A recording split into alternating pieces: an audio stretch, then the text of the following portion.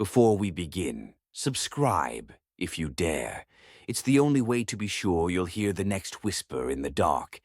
Every town has a building that doesn't belong. Mercy Hill is ours, its long spine of concrete bows under its own weight. The windows are black, as if bruised. Even in summer, the eaves are slick with moisture. In winter, the wards glitter under a skin of ice, as though decorated for a party no one survived. My grandmother told me you smell it before you see it. Antiseptic over something sweet, like fruit left too long in the sun. And she told me if you ever go inside, follow the rules. The rules are carved deep into the wall by the front doors, the stone flakes dark around each letter. Rule 1. Do not use your real name inside. Rule 2. Never look into the dark rooms past the 4th floor. Rule 3. If you hear someone call your name, don't answer. Rule 4. Do not touch the wheelchairs. Rule 5. If the lights come on, leave immediately. Rule 6. Never separate from the group. Rule 7. No one leaves after midnight. They sound like a joke until you stand close enough to see what bled into the grooves. It was Ethan's idea to go in. Jade said nothing, which was her way of saying yes. Louise said, "I'm not into hospitals. I thought the place was a set, left behind from some forgotten horror film." We went in through a side window near the loading bay. The air dropped 5 degrees the moment we crossed the threshold. The smell was that strange mix of clinic clean and rot sweet. Our flashlights carved narrow cones through the layered dust. The reception clock was frozen at 4:19. Chairs were stacked like bad sculptures. Faded arrows pointed to radiology, maternity, no smoking. Ethan grinned into his camera. Then he said each of our names, loud enough to echo through the halls. The sound lingered longer than it should have, like breath on glass. In the first corridor, we found a gurney, its straps curled like sleeping snakes. A child's paper mobile was pinned under a fallen ceiling tile, moons and stars frozen mid-swing.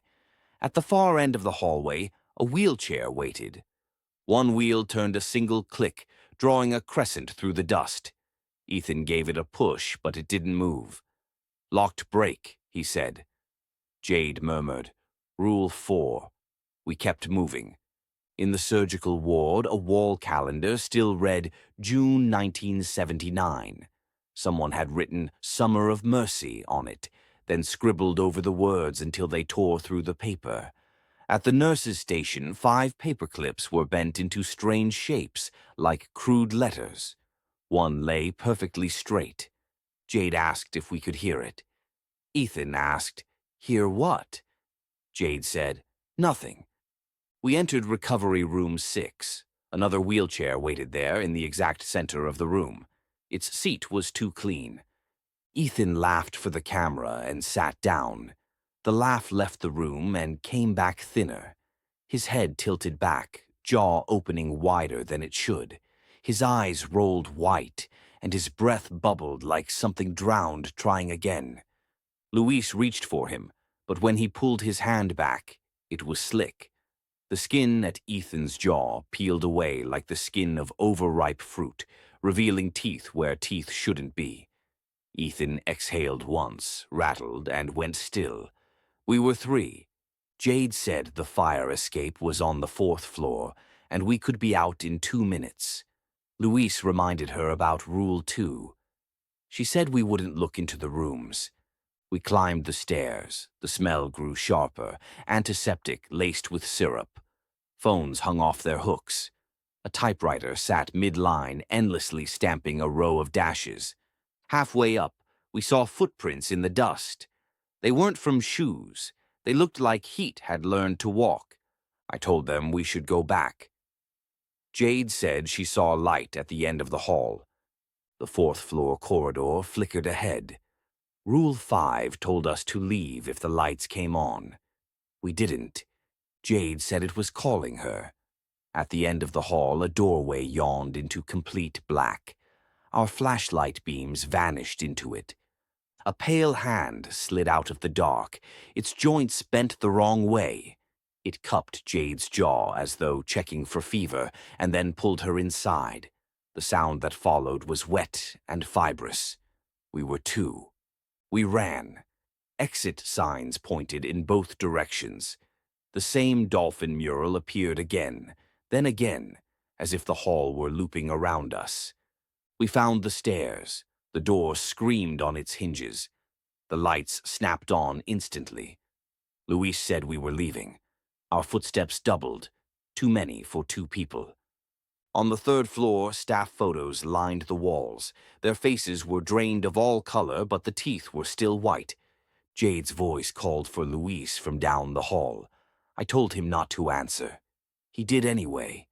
At the far end stood Ethan. Same jacket, same scuff on the sleeve, but his legs bent backward at the knees. He took one step, then another, and suddenly he was close without crossing the distance in between. Hands slid under Luis's arms and lifted him, drawing him upward into the ceiling like water pulling in a body. A warm rain followed. I was one. I passed rooms without doors, a waiting room where every magazine was open to the same page, a chapel with a burn mark in the cloth, curved like a skull. In the front hall, boards crisscrossed the doors. The nails were as long as my fingers. The clock hand twitched to 11:59. Rule 7 says no one leaves after midnight. The second hand jumped once. Midnight. The lights went out. A voice close to my ear said I had followed most of the rules, and I deserved a warning. The boards tapped, then lifted. Cold air slipped inside. My feet moved on their own. I stepped out. Mercy Hill breathed too. In the morning, Ethan's camera was still slung over my shoulder. I watched the footage alone. We were 4 until we were 3, and then 2. But the camera showed 5 from the very beginning. A fifth shape stood just behind us, its face blurred, its hands clasped as though about to glove up. When we stopped, it stopped. When we turned, it turned.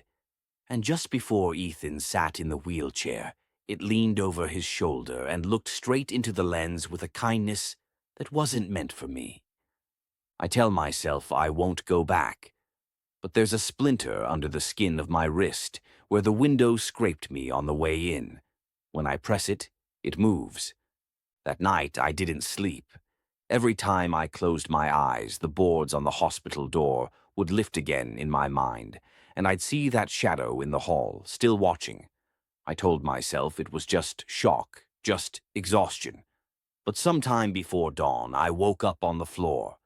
My wrist throbbed. The splinter under my skin was darker now, like it had bruised. By morning, the bruise had lines running through it, branching like veins. I told myself I'd burn it out, dig it out, something. Instead, I went online. Typed Mercy Hill Hospital into every search bar I could find. The first result was a local forum. A user named Mercy Watcher had posted a grainy photograph of the front steps, taken 3 nights ago. 4 figures stood there. 3 of them I knew. Me, Ethan, Luis. The 4th was Jade. But her face was blurred, like it had been smeared with wet paint. Below the photo was a single comment. You didn't finish the rules. I scrolled down. Mercy Watcher had posted other photos over the years. Groups of friends, urban explorers, thrill seekers, all standing on those same steps. In every picture there was one person whose face was gone. I slammed my laptop shut. That's when I heard it. Someone in my living room said my name. The voice was calm, almost gentle, but it came from my hallway, and my front door was still bolted. I crept forward, telling myself it was a neighbor through the wall. Halfway there, the voice came again, closer this time. It wasn't through the wall. It was inside. I didn't make it to the living room. In the hall, just past the bathroom, a wheelchair sat with its back to me. Its seat was empty, but the handles were wet, like someone had been gripping them hard. I left my flat that afternoon with nothing but my bag and Ethan's camera. I don't remember deciding to go back. One moment I was walking away from my building, the next I was standing across the street from Mercy Hill, watching the mist curl along the roof. The boards were gone. The front door hung open, its hinges screeching in the wind. The smell rolled out like a tide. I stepped inside. The rules were still there on the wall, but they'd changed. The letters were darker, deeper, as though cut fresh. And there were more of them. Rule 8. Once you leave, you are not outside. Rule 9. If you return, you bring us something. I didn't want to know what I was meant to bring. The corridors were quieter this time. My footsteps didn't echo. It felt like the walls were listening. In the maternity ward, cribs stood in neat rows, each one covered by a thin white sheet. I told myself not to look, but my hands twitched toward the nearest crib. Something under the sheet shifted. The sound it made was too heavy for a baby. I backed away, and the sheets on all the other cribs began to rise and fall, slowly, like breathing. The elevator at the end of the hall opened. I hadn't called it. Inside, the floor was wet. A single paperclip lay in the middle, bent into the shape of a key. I stepped in. The doors closed without a sound, and the floor numbers began to climb. 5, 6, 7. There was no 7th floor in Mercy Hill. The doors opened onto darkness. A cold draft poured in, smelling of damp earth and something faintly metallic. I stepped out, my flashlight beam swallowed almost immediately. The walls here were raw concrete, no signs, no tiles, no paint. The corridor stretched far longer than the building should have allowed. Halfway down, I saw a figure. Luis. His shirt was torn and his head hung forward, but his feet moved steadily toward me. I whispered his name and he lifted his head. His mouth was sewn shut. Something behind him held the threads. I ran. The corridor bent in ways it shouldn't, every turn taking me deeper instead of back. At one corner, I found a door with a number carved into it. 10. Inside was the reception lobby, but wrong. The clock above the desk was melting, its face sagging like wax. Behind the desk, Ethan sat in the wheelchair, smiling like he had been waiting for me all along. "You brought it," he said. His voice was dry, papery, but I could hear it in my bones. I looked at my wrist. The splinter was gone. In its place was a long, thin key. I don't remember holding it before, but my fingers were tight around it now. Ethan gestured toward a locked door behind him. "Rule 9, he whispered. I don't know why I obeyed. The key slid in too easily, the lock turning with a click that echoed in my teeth. The door opened onto an operating theater. The lights flickered on one by one, revealing a table in the center. Straps hung from its sides. The smell of antiseptic was overpowering. Something moved in the corner, a shadow that wasn't mine. "Rule 10, the shadow said. Its voice was the same as the one in my flat. "Lie down." I turned to run, but the door was gone. When I woke, I was outside. The hospital loomed across the street, boards back in place. The sky was red with dawn. My bag was beside me, but Ethan's camera was gone. In its place was a stack of photographs, all showing the same thing. Me, lying on the operating table, eyes open, mouth stitched shut. The last photo was blank except for 3 words written in a thin, spidery hand. One rule left. I don't go outside anymore after dark. I don't answer my name when I hear it in the hall. I've started sleeping in the bathtub, as if that might keep me safe. But I know I'll hear it again. That voice, calm and patient, telling me the final rule. And when I do, I don't think I'll be able to ignore it. Because the splinter is back. And this time it's under my skin in 2 places.